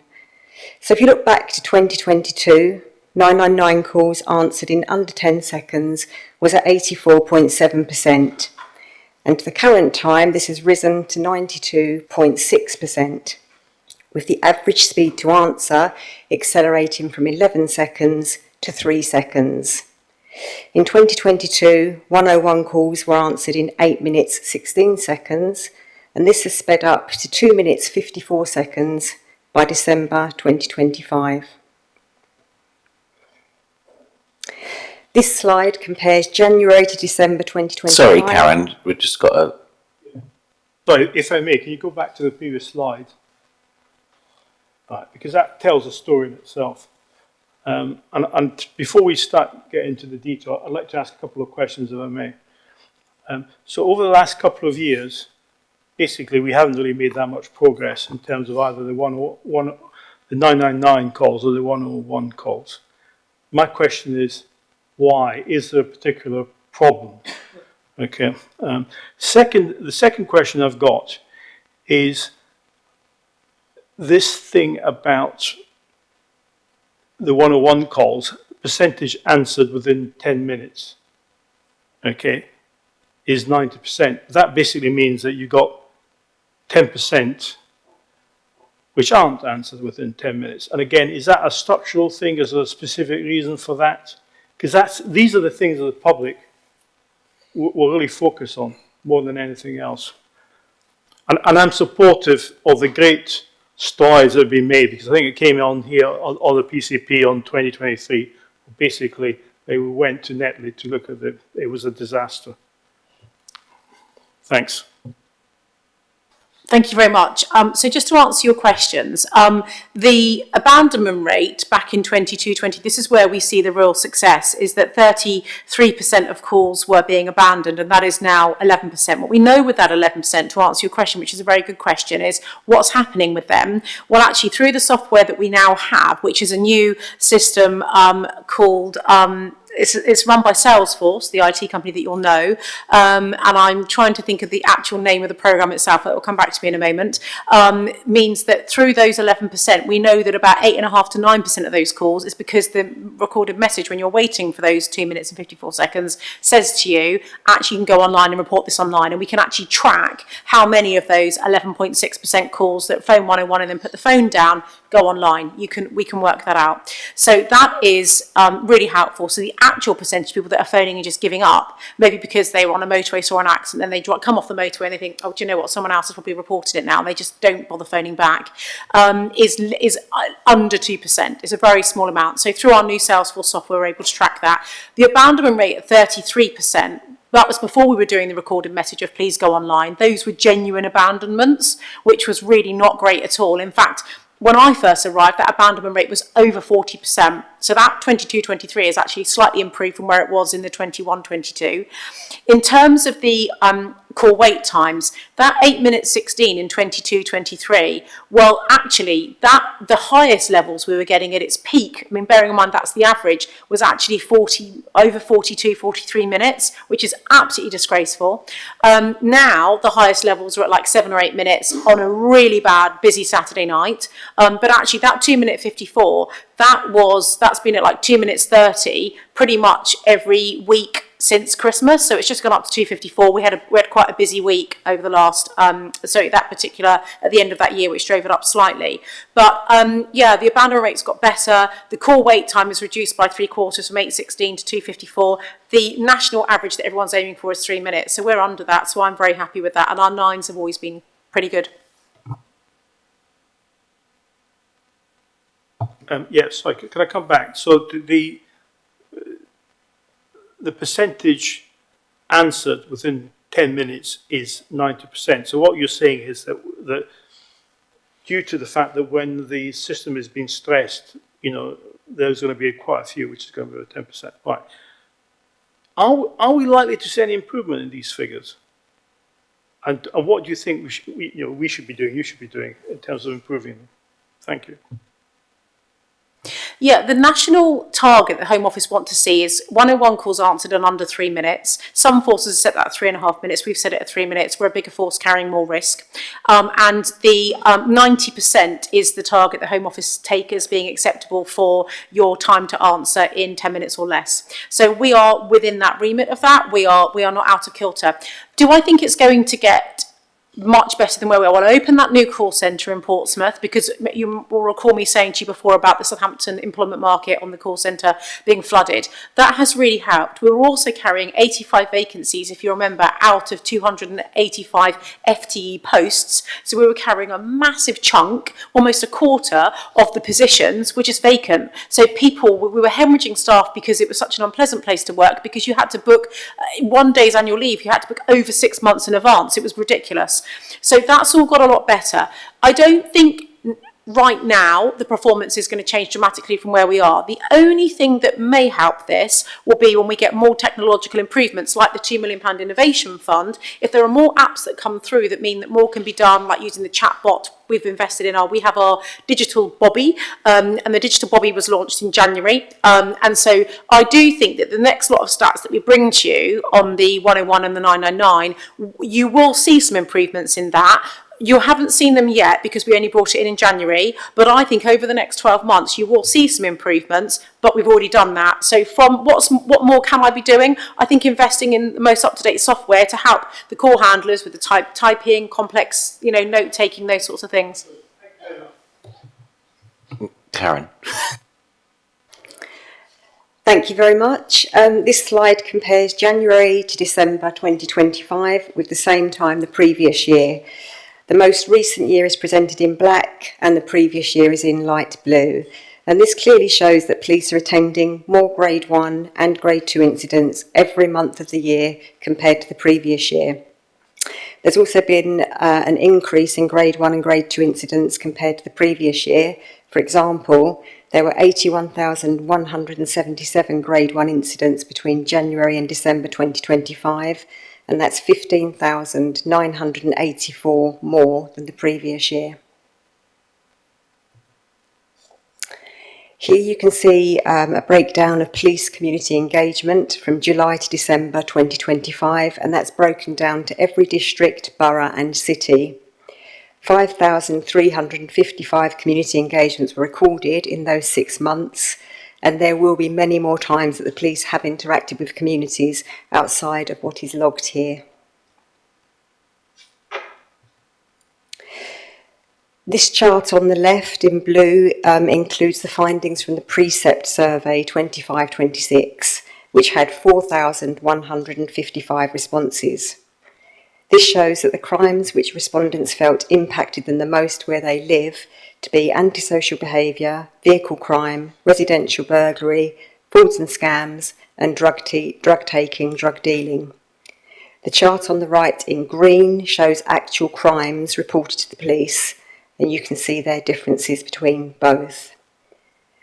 Violence against the person spans a large area, and that includes assaults with no injury, domestic abuse and serious violence. And domestic abuse can be connected to many crime types, and they're shown in that blue chart at the bottom. So you can see from the pre-sex survey that residents felt that antisocial behaviour impacted them the most. And to put volume into perspective, if antisocial behaviour were to be plotted on the green chart on the right, it would feature between theft and public order. And I can confirm that the top crime types on both of those are included in the Commissioner's Police and Crime Plan. And there are many ways that the Commissioner communicates delivery of those pledges in her plan, and that includes updates through the Police and Crime Panel, the Commissioner's newsletter, public meetings alongside the Chief Constable, and as has already been mentioned today, the Commissioner's recently hosted a rural crime conference, a road safety summit, and a business-focused cyber event. She responds to queries, attends numerous public meetings, and gives regular updates on delivery of her plan through the media. This slide here tracks victim satisfaction across a number of areas, with the bottom row focusing specifically on domestic abuse. And whilst they're all fairly high, you can see that domestic abuse consistently rates the highest in terms of how victims of domestic abuse felt about their experience, and that includes the initial report, the support they received, and how they felt they were treated. The Commissioner works hard to increase trust and confidence in policing, which includes reaching out to local communities to hear their views and understand how visible they perceive their local police to be. In September, the Commissioner's team held 5 focus groups totalling 21 residents across Hampshire and the Isle of Wight, and going forwards at least one face-to-face focus group will be offered in each of the 14 district and boroughs. Many residents praised local officers and improvements in digital engagement, and consistently want and value local policing, local visible policing, including foot patrols and accessible police stations. You will be familiar with how the Commissioner has focused on getting more police officers and introduced and increased the number of local named bobbies. And we've also had the update today on how the Commissioner has opened more police stations and front counters, and what more is to come. This final slide is an update regarding the Victim Code and the current Ministry of Justice consultation. So the Victim Code sets out the minimum standards that organisations are expected to provide to victims of crime, and this slide just includes all of those 12 rights. For your information of the panel, the Ministry of Justice are currently consulting on how delivery of the Victims Code can be further improved, and that includes a review of how many areas, it includes a review of many areas, and that includes how criminal justice partners engage with child victims, how they support victims to understand their rights, and how they work in a trauma-informed way. And that concludes my presentation on public confidence today. Thank you, Chair. Thank you, Karen. First question I've got is from Luigi. Who was it? Philip? Oh, okay. Thank you, that's very kind. Thank you, Chairman. Thank you, Karen, really insightful. I didn't want to interrupt you, but I did want to ask a question as you were being asked a question earlier on, but I didn't want to interrupt your flow anymore. I just wondered, in terms of the figures, and I think it's Bobby, by the way, the Salesforce platform, B-O-B-B-I, but I may be wrong. I just wondered how many of our abandoned 999 and 111 calls actually come down to, and I'm thinking about this because when I drive in from Whitehill to Winchester with 4 networks on 2 phones, I have no signal most of the drive.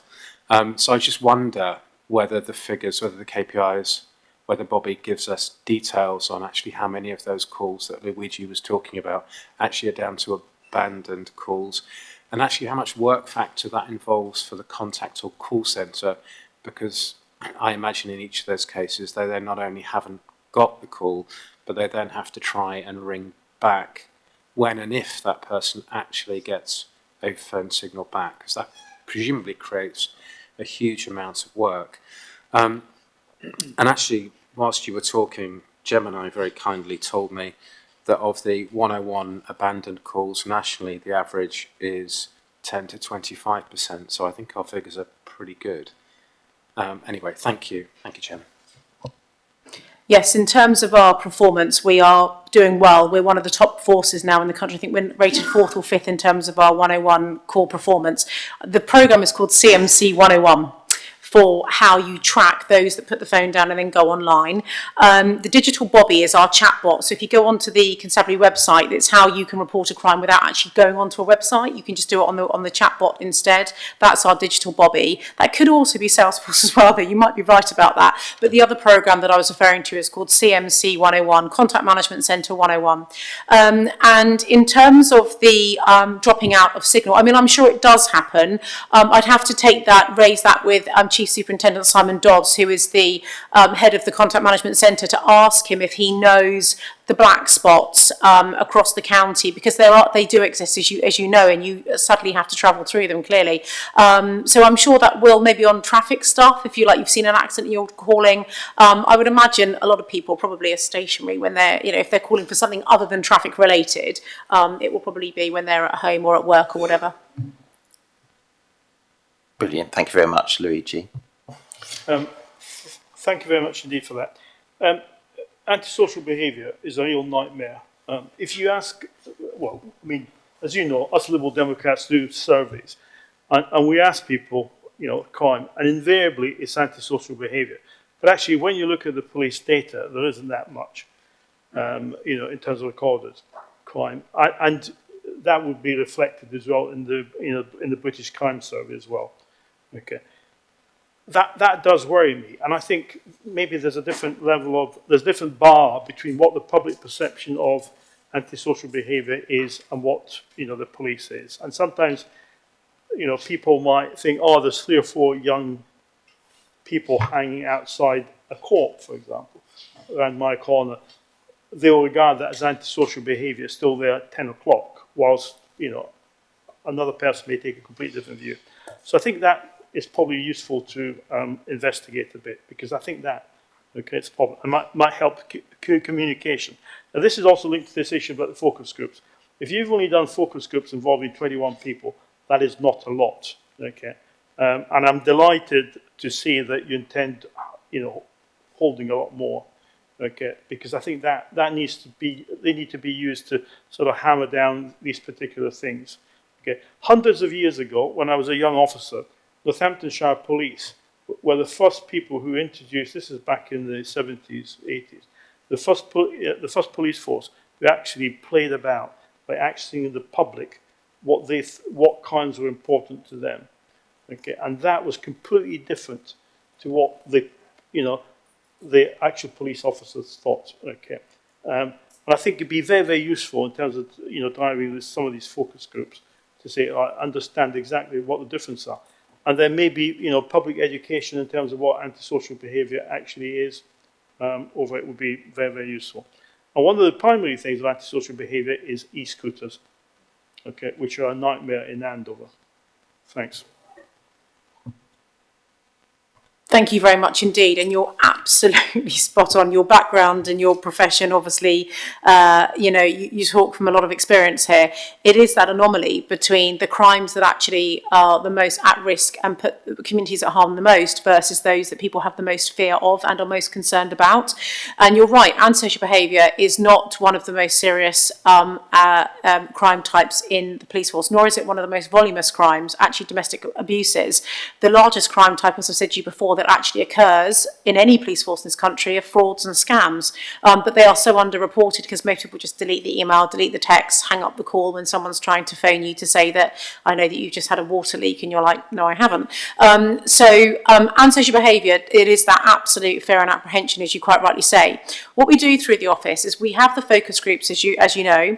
We also do big surveys. So we do a quarterly survey, which is the volume response that we get in. And then from the crime and victim satisfaction surveys that we do, we then deep dive in the focus groups. So the surveys shape what the focus groups will look at. And I'll be unveiling the next sort of like year ahead plan for the crime surveys and the focus group work at the local policing conference in June, which you will all be invited to. So that's being co-hosted by myself and Assistant Chief Constable Tara McGovern, and lots of exciting updates around rural, around 909 responders, around the local bobbies, neighbourhood teams. Everything will be covered at that. But you know, what I will say about the victim satisfaction and the crime survey stuff is that all police forces are really struggling in this area at the moment. This is not a happy picture. I'm not going to sit here and say to you everything is bright and breezy, because it's really not. We are the 6th largest force in the country. When a national scandal happens, like the Charing Cross documentary with the Met a few months ago, whilst it's much more impactful clearly in London, it does have a ripple effect to all of policing. And it is really difficult because so many of the really impactful things that have happened in policing have actually emanated from our capital city and the police force that obviously have to care for and protect the capital city. And you know, it is comparing apples and pears when you're looking at a shire force like us versus, you know, a huge, large, one of the biggest metropolitan police forces in the world with London. But it does have an effect. And I think trust and confidence is something the Chief Constable, and victim satisfaction is something the Chief Constable is very focused on. Our victim satisfaction at the front door, when people first phone up and report a crime, is pretty high. We're well over the national average. It's like 81, 82%. It drops down during the investigation and then it picks up again, often at the outcome. And then quite often victim satisfaction is low because they're unhappy with the criminal justice system, how long it's taken, and then what happens even if someone is convicted, what sentence they are then given, which victims very often feel is not proportionate to the harm that they went through. And that is out of the police hands, obviously. I think one of the things and one of the ways that, preempting what I think you might ask me next, which is, well, how can victim satisfaction be increased? I think that's through the timeliness of investigations. It's about giving people regular updates, even if it is taking a bit longer than you'd like to investigate the crime, keeping them regularly updated, and it's about getting people to justice and the outcome, whatever that may be, as quickly as possible. And so the Chief Constable has reintroduced what's called the golden hour, where officers in the case, someone holding, whether it be a neighbours officer, whether it be a DPT officer or a detective, have to update their, their victims of the cases that they are case managing, they are holding. Is it once a week or once every 2 weeks? Every week. And so that golden hour is something that's been reintroduced. It was done last year to try and lift things. It dropped off. It's come back again. And we're monitoring that very closely. Brilliant. Oh, wrong button. Phil. Thank you, Chairman. Interested in the stats on page 16 of the agenda papers, which is the 999 calls. It says April to December 26 there, but I assume that's April to December 25.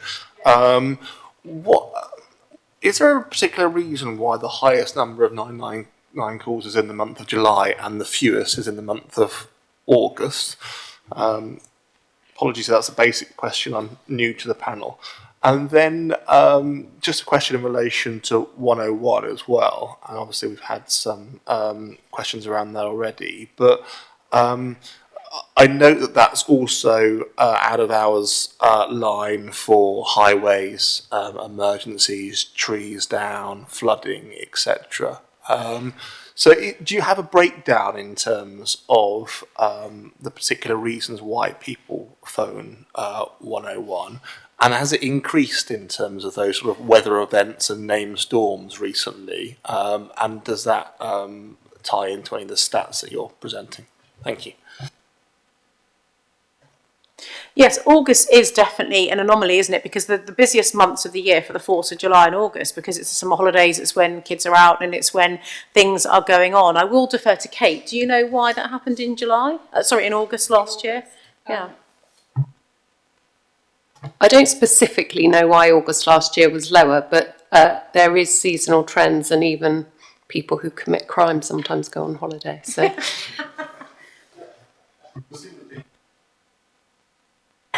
All come here, which often then drives up our summer trends.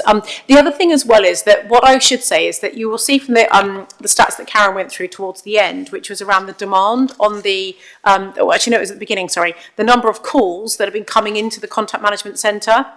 They have gone up massively. I think Karen said there was a 15,000 extra number of calls that came in. Grade one response time, and grade 2 had gone up by 6,000. I think it was. Yeah, grade 1s, 81,177 total incidents last year. That had gone up by 15,984, so almost 16,000 from the same period the year before. And the grade 2, 75,314, had gone up by 6,691. The demand on policing, and we're all trying to work out why. I think there's one answer I can give you, but this is not just here, this is across the country. Everyone's phones are getting a lot busier. Now, technology is allowing us to keep our head above the water. If we hadn't brought in some of our new digital Bobby, CMC 101 and some of our other bits, goodness knows where we'd be at the moment, but we have, thank goodness.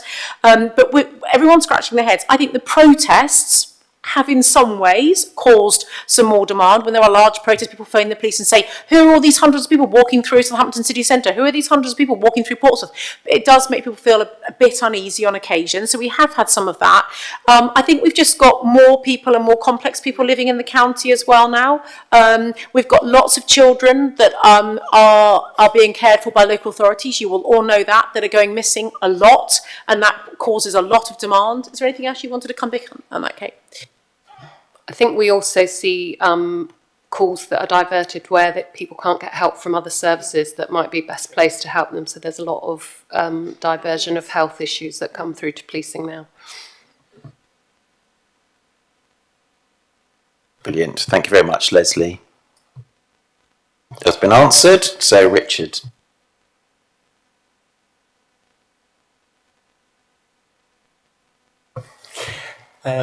Just to really follow up on this question about reporting back and engagement and public confidence.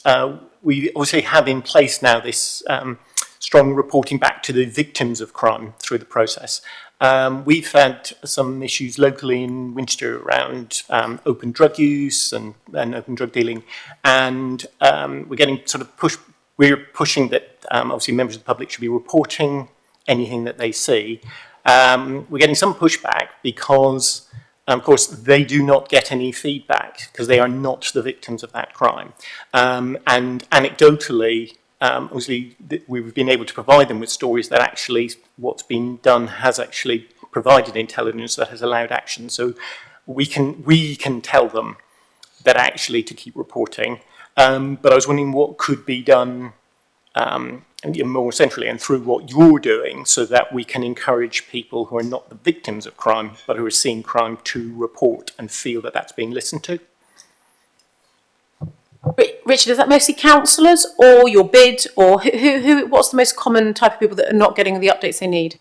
No, this is members of the public. I think councillors are getting the feedback because obviously we can ask our local bodies directly and have links, but it's trying, and this is this challenge of how do you communicate out to a wider group that yes, they should keep reporting because it is useful. It's addressing, the key problem was obviously victims weren't hearing the outcomes. We've taken those huge steps on this, but this is now sort of a wider group who we could build as a positive things. We could build more confidence if there was a way of communicating more widely that actually that intelligence that they're providing is being used. So it's a sort of positive, how can we build and what's the success that's there? But I've just had some, and other councillors have had individual cases where it's, they're just pushing back and saying, why should we contact if we see nothing happens? When it's not true. Actually, there is action being taken on when they're reporting. It is a tricky one, isn't it? Because let's just say you've got somebody who's appears very vulnerable on the street in Winchester, who's perhaps under the influence of drugs, alcohol, homeless, let's say. I had someone in Winchester the last time I was there, and I stopped and had a chat to him. He sat on the bench outside the Cafe Nero. and it was freezing. It was like January and it was night time, and I just said to him, "You're not sleeping here tonight?" And he said, "Yes, I am." I think there were some complex issues with him being removed from the travel, Premier Inn, Travelodge, whatever it is in Winchester where they go. And I sent him up. I said, "Look, you can't sleep out here tonight. It's literally going to be like -2. If anything, just walk up to A&E and just go and sit in A&E. They won't kick you out. You're going to get really poorly if you stay out here." And I managed to find one of the street wardens, which is great. And he then knew exactly who the guy was anyway and was able to then assist. Let's just say I phoned the police and reported that as a member of the public. I'm not a victim, nor do I know the person. And actually, I can't say as Police and Crime Commissioner that I think the police should take the report and say, "Yep, leave it with us. You've registered a vulnerable person. We're going to deal with it." How would I then expect me to be updated? Well, I wouldn't necessarily expect a police officer to have to come and to phone me back to update me on that. We don't have the resource to do that when I'm not a victim of crime, nor am I a person associated to this person. But I would expect them to be updating things through their social media pages. And I think it's all about how the call handlers are trained. So when I phoned 101 to report that vulnerable person in Winchester High Street, if the call handler had said to me, "Thank you, we won't come back to you directly to update you because you're not a victim of crime, nor are you a relative or a direct associate of this person. We are going to send someone to go down and have a look at that," to keep an eye on the social media pages of the police, Winchester Police, their Twitter account, their this account, their Facebook page, or whatever. It's not ideal, but that might be an option. We have got a lot of new staff in the Contact Management Centre. There is still some perfecting and training. In fact, I was on a call with Assistant Chief Constable Tara McGovern talking about this morning, how Grade 1 calls are graded and how Grade 2 calls are graded. And do we think that all the Grade 1s are Grade 1s? Do we think some of the Grade 2s should be Grade 3s? Are we getting the level right? Perhaps not at the moment, so that's something else that needs to be looked at to reduce our Grade 2 demand, which is very high at the moment. So I think it is a complex one, Richard. It's not straightforward. Most victims of crime are generally, I say really, really pleased, but satisfied with the updates they get. I think it's a slightly more nuanced one there, and it would definitely be one for the local policing teams to take up, I would say, through their social media. But perhaps the real point around what you're making is how the call handler sets the expectation at the first contact with the force around what's going to happen, so the member of the public doesn't feel let down or deflated that they've not been updated subsequently. I think it's probably a training need at the front door.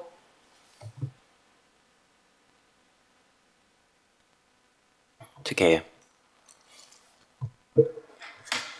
So just regarding trust and confidence and the focus group, I think it was mentioned earlier as well. 21 is a very low number. I think the stretch of the whole Hampshire, Isle of Wight, and I don't see Southampton on there either. So I think what my question was regarding is how do you ensure that the diverse communities, there's focus groups in there, and also are the focus groups also in an area where there might be high levels of deprivation or high levels of crime or antisocial behaviour, so we can hear what their views are as well, because we mentioned this last time. I think Southampton might be an outlier, and I've asked officers to get some stats together, and we'd be emailing you them at some point, because the confidence levels in Southampton on people reporting is very low. And that was shown in our Safe City Partnership survey last year. So I'll get all that details to you, but I think the question is more regarding how do you ensure that the voices are heard of everyone in our county. Yeah, thank you. So just to be clear, I'll just reiterate again, we survey throughout the year, all the time. And we do these large surveys. We've got sort of thing approaching 15,000 people on our database, but we also advertise it on all of our social media. We put it in press articles, so that if you're not on our database and you're not getting a proactive copy, a questionnaire of our victim survey, our victim satisfaction survey, you can still take part in it because we advertise it in other places as well. So and we put out a press release and it gets covered. The Police and Crime Commission is carrying out her annual victim satisfaction survey. So we do these all throughout the year to build up the database, to build up the picture. We do them on VAUG, we do it on knife crime and drug, we do it on antisocial behaviour, we do it on driving, we do it on all different themes. What then happens from the thousands of people having their voice, we then deep dive. So we did one on VAUG, for example. We did one on rape and serious sexual assaults, on RASO stuff. And because the survey, we'd ask questions around this area, and we could see that there were some vulnerabilities and some things that we felt needed a bit more of a deep dive. We brought together, I think, 8 or 9 victims of rape as it happens, to ask them very specifically about their experiences. So what you do is you use the surveys to help shape the deep dive that you do in a focus group. But the focus group is not meant to be for loads of people. It's meant to be very nuanced so that you can then deep dive into an area of vulnerability that I feel like the force is not quite getting to where it needs to get to. And then I take that information and go back and either change my commissioning policies, working with Stop Domestic Abuse, Yellow Door, whoever it might be, and then go into the force to say, I think you need to review when you first go out to a victim of rape and serious sexual assault, you're asking this question and that question. The feedback we've had is they don't want to talk about that, they wanted to talk about this. And actually that has significantly shaped some of the policy stuff that we've done with the force because of this. So the focus groups, like, it might seem like 21 people in a focus group is small, but you've got to realise these people are handpicked who've been victims of crime perhaps in the last, 12 months. So it'll be very specific. Their knowledge is, their memory is fresher in terms of what's happened to them. And we're deep diving. It is not to say we're only speaking to 21 people out of 2.1 million, because we are enabling all 2.1 million people to have that say if they want it. And so, as I say, it is very simple. The force also do their own victim satisfaction stuff. And just finishing on Southampton, because you raised that, your area has the third highest victim satisfaction in the county. It's almost 80, I think it is actually 80.69% or something like that, because you do have a lot of crime and a lot of risk and a lot of harm, but you also have a blimmin' lot of police as well. And you've got a lot of focus and you've got a lot of specialist teams, and there is an awful lot. It is the busiest, most focused area for the police in the whole of the county. And actually, I think the people of Southampton, whilst there is a lot of stuff going on, and of course you're going to get differentials from one community to another, but actually, genuinely, I think people of Southampton feel that when they need the police, they are there and they do turn up and they do help them, and they turn up pretty quickly as well. So actually, your area is not one of the areas that concerns me from a victim satisfaction perspective. The overall levels of threat and crime, yeah, of course.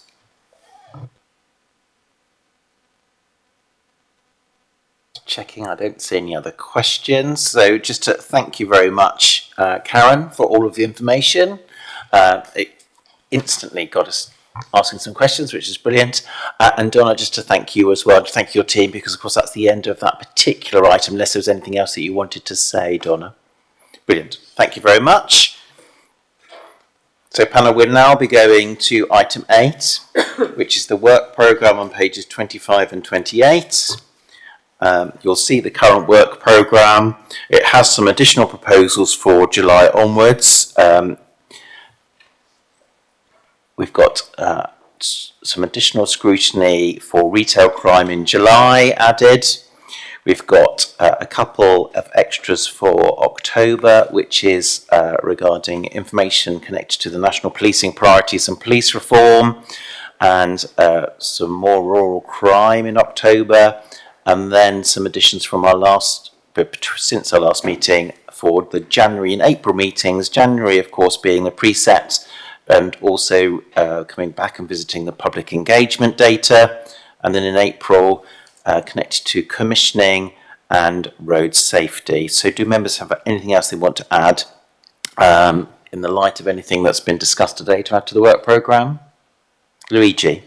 Not directly within the work programme, but in past years we've had briefings, right, and they were published. This seems to have fallen off. I think we were promised briefings by Donna, and I think she's always been very happy to do that. Some of these things which are coming up, reform of the police structures and stuff like that, it'd be interesting to understand. For example, the key one for me is serious and organised crime, because that actually is going to be impacted quite significantly by over it. But there are other things like road policing. I think is quite an interesting thing. We've talked about recruiting. And the valiant efforts that they're making and so on and so forth. So some of these areas, when I first came onto the panel, as you know, we actually got very, very useful briefings. Because having 2 or 3 meetings a year is all very well, but unless we get some of that data, the ability to speak to the officers who lead these teams or whatever it is, I think we're missing out on something. So, and I think we should include it within the work programme, because otherwise it just seems to have disappeared. Thank you for that, Luigi. Katie and I will pick that up because we've certainly had conversations with the office about adding some briefings in, particularly on topics, as you say, that it's really important to understand, isn't it? I think particularly about recruitment and retention, that it isn't necessarily something that Donna should be operationally focused on, but how she assists it. So understanding for us what's going on in the constabulary becomes really, really important. So we can pick that up from the conversations that we've already had about timings and some potential themes, and we can put it into the programme so everybody can see it. Any other thoughts? John? Just to make sure it's a suitable meeting, we focus back in on recruitment of officers in the north of the county, which it's known it's a problem. It could be salary related, the proximity to the Met and so on. I'd just like to be clear which meeting we're going to cover that. So typically that's one of the briefing elements, because there's something about understanding what's going on in the constabulary, because of course there's an issue between whether we're scrutinising the constabulary, which is not our job, and scrutinising Donna, which is our job. So actually there's a reality about that that says, which is why we have the briefings, that says give us the background data and information as far as the activity, and then so that we can double check with Donna whether she's doing everything that she needs to do to assist the constabulary. And that's absolutely one of those points which we've, I think we talked about at the last meeting, about salary points, extra payments that could be made, because there are some payments that could be made in some parts of Hampshire which are different from other parts of Hampshire, and absolutely in the north what that means as far as Surrey and Thames Valley as well. So we can absolutely come to that in the briefing. And also going to the issues specifically to your point about, is there an issue about recruitment or retention specifically to different parts of the county as well, because there's also a reality that says understanding how much of that is real and anecdotal is really important. Is there another, Richard? Just the timing of any discussion or briefing around local government reorganisation, and we've got so many obviously interlinking relationships here. It does feel something from Donna's perspective would be helpful at a suitable point in the process. And actually that might be quite, I'm sitting here and was working at that might be quite soon. I think I love the word might in your point. There's a reality that says, of course, it could be quite soon. I think I remember distinctly that Donna's kept away from expressing a view. So I think when we've got an answer from central government, and some of the moving parts are fixed, might be helpful. And of course, we'll also be going into that whole conversation, won't we, about what does that mean for police, constabulary reform, etc., etc. And of course, there's also a reality, isn't it, that says it was probably, I suppose I felt more comfortable when there was a bit more of an overlap between mayors being elected and police and crime panels disappearing. Now we've got the same date where it stops one day and something else starts the next, which feels a little bit more uncomfortable as far as understanding how that scrutiny and oversight function works, which is always tricky across boundaries. So absolutely we can pick that up as well. Anything else from anybody? No, in that case, that brings our meeting to the end. Thank you very much. Just need to check with the people in the cupboard, as I call them, whether they've stopped the webcast. Brilliant. Thank you very much, everybody.